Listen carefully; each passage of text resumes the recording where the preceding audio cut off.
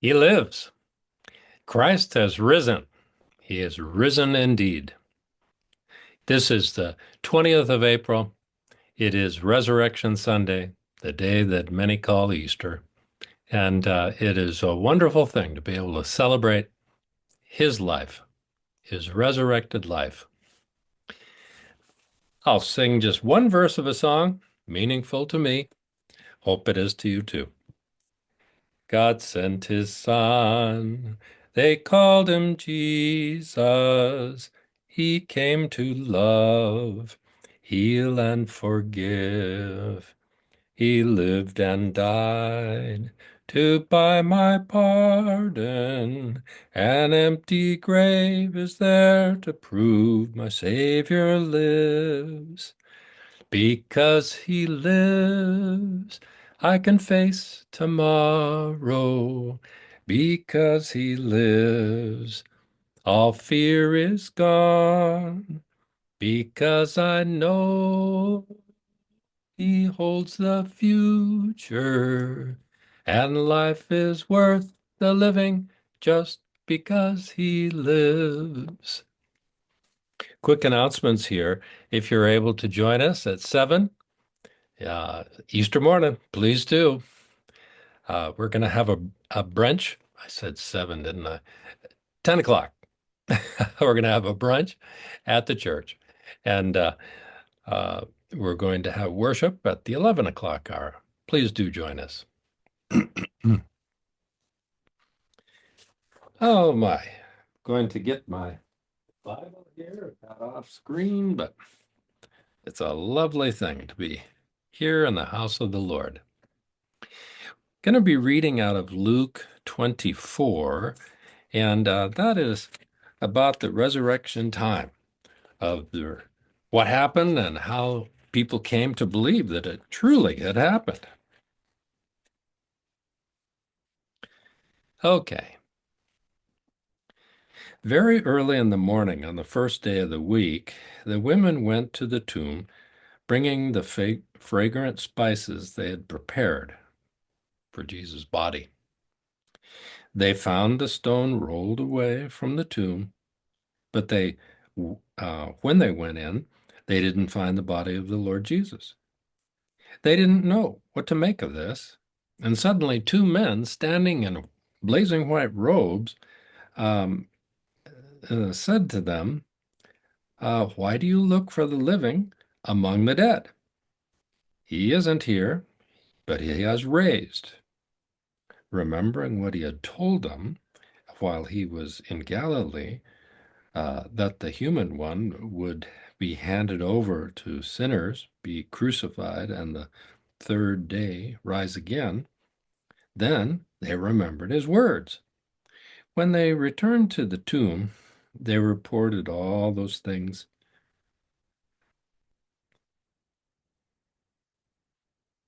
When they returned from the tomb, they reported all these things to the 11 and all others. It was Mary Magdalene, Joanna, Mary the mother of James, and other women with them who told these things to the apostles. Their words struck the apostles as nonsense, and they didn't believe. But Peter ran to the tomb, and when he bent over and looked inside, he saw only the linen cloth. And then he returned home, wondering what had happened.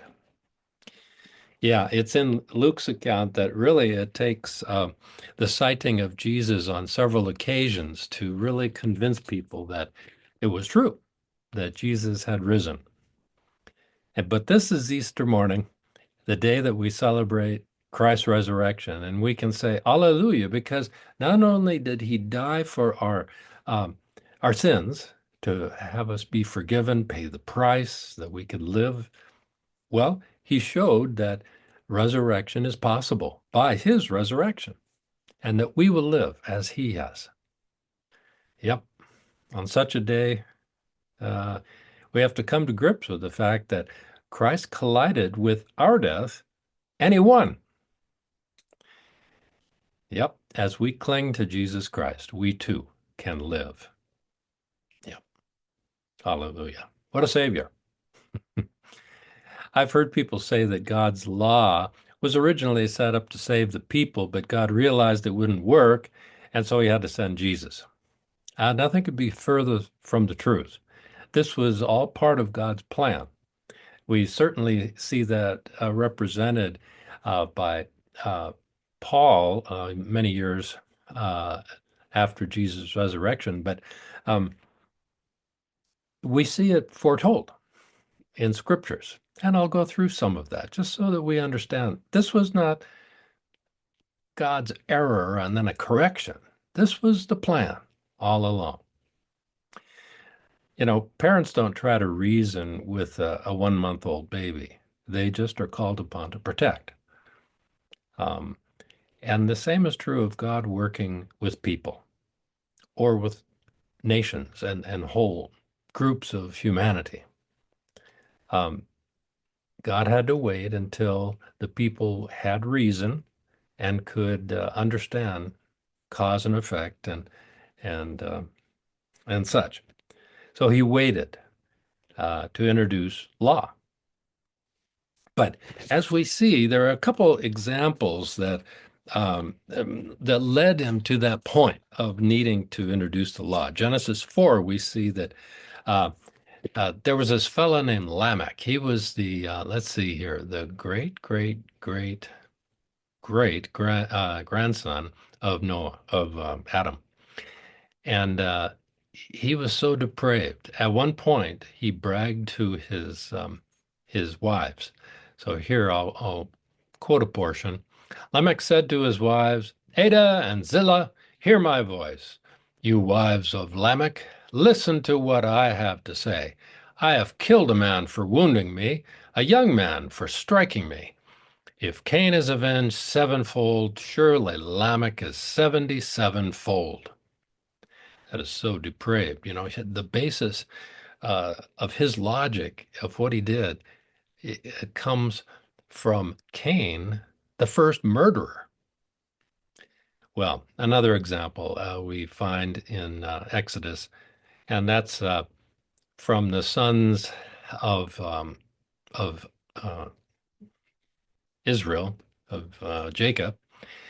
Dinah, their sister, was raped by a fellow named Shechem in a nearby village. Now, Shechem fell in love with Dinah, but this really set those brothers off. Shechem and his father began to negotiate terms of marriage. He wanted to marry after what he had done. And Jacob agreed, but said that the whole village would have to be circumcised because his family was all circumcised. Well, for the sake of the marriage, uh, Shechem agreed and had all the people in that village circumcised. But then I'll read then from Exodus. On the third day, or this isn't Exodus. Yeah, okay. On the third day, when they were still in pain, two of the sons of Jacob, Simeon and Levi, Dinah's brothers, took their swords and came against the city unawares and killed the males. They killed Hamor and his son Shechem with the sword and took Dinah out of Shechem's house and went away. Well, these are examples of going too far in retributions, in revenge. And it's why God had to introduce the idea of an eye for an eye, tooth for tooth, life for life. It governed. So, um, it no longer could people massacre a whole village for the wrongdoing of one individual. The people became more sophisticated, and that's when God then introduced the entire law through Moses. Um, God instituted the law as we know it, um, which governed how people treated one another and how people could interact with God. Yep.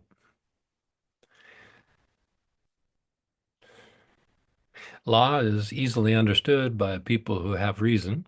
There's cause and effect, and there's don'ts, and there was do's when it came to God's law.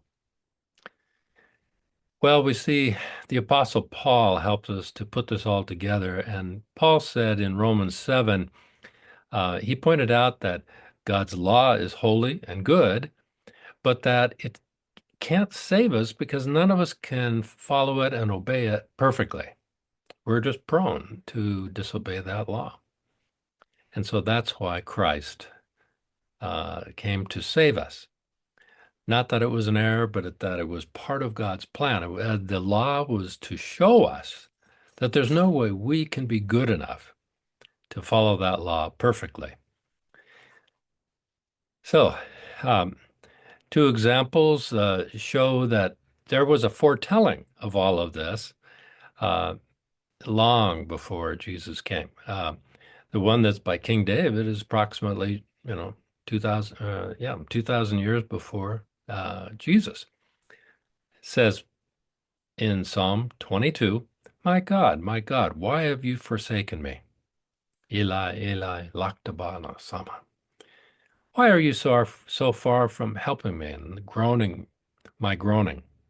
I'm going to be skipping down and getting the parts that really help us identify these. They stare and gloat over me. They divide my clothes among themselves, and for my clothing they cast lots. Posterity will serve the Christ. Future generations will be told about the Lord and proclaim his deliverance to the people yet unborn, saying, he has done it. He wasn't speaking only for himself. Actually, when he wrote it, he thought he was. But through God, he was speaking of the Christ.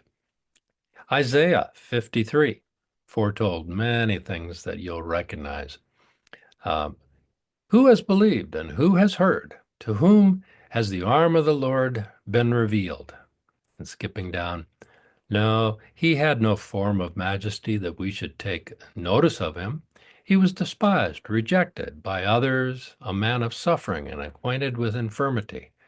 Surely he has borne our infirmities and carried our diseases, yet we accounted him stricken, struck down by God, and afflicted. He was wounded for our transgressions, crushed for our iniquities. Upon him was the punishment that made us whole, and by his bruises we're healed. All we like sheep have gone astray. The Lord has laid on him the iniquity of us all. Like a lamb, he was led to the slaughter. Let's see. Further down, the righteous one, my servant, shall make many righteous. He shall bear their iniquities. Therefore, he poured out himself to death and was numbered with the transgressors. Yet he bore the sin of many and made intercession for transgressors. That's not talking about a perfect fellow other than Christ. That is certainly Jesus that Isaiah was speaking to. So God's plan continues today. He's in the business of saving and redeeming. You and I have a future if we take God seriously, claim his name, call upon Jesus for salvation, and obey his commands. Yeah, that certainly comes out of the last part of Matthew. If you read that chapter, you'll see his last statement is to baptize, teaching them to obey all my commands. So yes, it's a two-step dance. It's calling upon Jesus to be our Savior and obeying him. Yep. Well, and what we're about on this lovely Easter morning is to be known by Christ. What a terrible thing to have him say, away from me, I never knew you. But that's what he warns us of, and we need to be careful. Matthew 7:21, 2, and 3 says this, not everyone who says, Lord, Lord, will enter the kingdom of heaven, but only the one who does the will of my Father in heaven. On that day, Many will say to me, Lord, did we not prophesy in your name, cast out demons in your name, and do mighty works in your name? But I'll declare to them, I never knew you. Go away from me, you who behave lawlessly. We need to be known by Christ, and that is to obey his commands. Well, Christ's return. You know, there are many people who just almost have a hobby of figuring out when will Christ return. My advice to you on this Easter morning is to not waste your time doing that. Maybe a nice hobby, but it's a waste of time. I used to do that. I read Hal Lindsey's The Late Great Planet Earth and spent time trying to figure out through the machinations of different nations when it would all take place. Just a waste of time. Jesus says this, and this is from Matthew 24, beginning at 36. But about the day and the hour that he returns, no one knows, neither the angels of heaven nor the Son, but only the Father. Keep awake, therefore, for you do not know the day your Lord is coming. But understand this, if the owner of the house had known in what part of the night the thief would be coming, he would have stayed awake and would have let his house, not let his house be broken into. Therefore, you must be ready, for the Son of Man is coming at an hour you do not expect. So how do we do that? How can we be ready? We do that by knowing Scripture and obeying it, following it, taking heed of what we read. We're blessed as we spend time in doing the will of Father, Son, and Holy Spirit. This is the day the Lord has made. In the words of the Hebrew writer, see to it, brothers and sisters, that we encourage one another as long as it's called today, so that none of you may be hardened with sinfulness in your souls. The despair of death came on Good Friday. That was when Jesus died on our account. But Easter, we can celebrate. Not only did he pay that price for us, and our sins no longer weigh us down, he showed what it all means, that we have life after death. And he goes on to say this, I used to call you servants, but now I call you friends. This is tremendous news for an Easter Sunday. You know, we have a master, surely, and a teacher, but he calls us friends. We can take that to the bank. There's no need for fear. We can look to Jesus for our salvation. He abides as our Redeemer, our Savior and Lord, and friend. No one can accuse us and drag us to hell because Jesus is in our corner. Politics and the machinations of governments, they're just a waste of time. They don't matter. What matters is to do the will of the Father through the Son by the enabling of the Holy Spirit. Christ collides with us when we don't see the world in his way. But may those collisions be welcomed and even helpful as we listen. Listen especially to Christ's words. Jesus shows us the way to the God of hope. And hope leads us to joy and peace as we trust in him.